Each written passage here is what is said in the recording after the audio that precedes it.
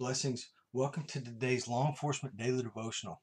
Today we're in 1 Kings and 2 Chronicles. And the read out of 1 Kings was chapter 2 from verse 13 all the way through the end of chapter 2 and starting in chapter 3, reading all the way up to verse 38. And then we go over to 2 Chronicles and we read 1 Chronicles verses 1 through 13. This is the story of Solomon establishing his kingdom once he has been appointed king by David. And First Kings, he establishes his throne and his kingdom by establishing his authority. He takes out some of the men that David, his father, had told him, look, when you come into your kingdom, you don't want this baggage left over from when I was king. You need to take care of these people. And so he and one of my favorite characters, Benaiah, kill some of the bad guys so that they do not influence his rule and his authority as he moves forward as king.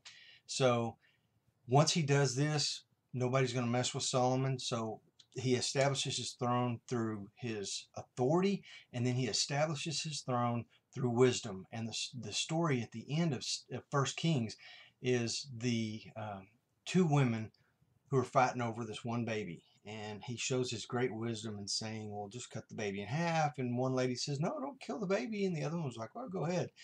And he realizes the one that loves the child is the mother and gives the child to the mother. And everybody's like, oh my gosh, he's got such incredible wisdom.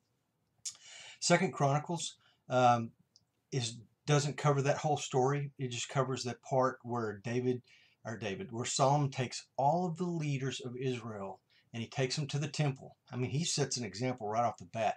He's established authority, wisdom, but he also establishes his spirit and how his relationship to God is so important to his reign.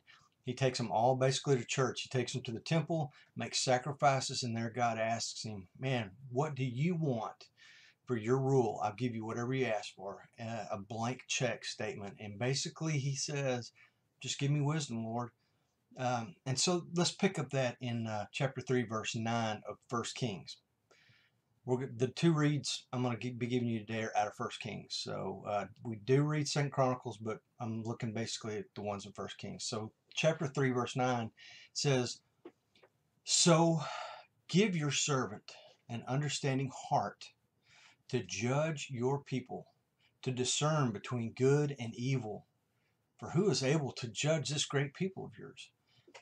Solomon asks for the very things that every street cop, every law enforcement officer in this country and in the whole world needs. We all need the ability for God to give us an understanding heart to be able to judge and discern between good and evil. If we can do that, we can carry out God's justice on this earth. But God says, because you asked for those things, the wise things, God gives him a lot of other things.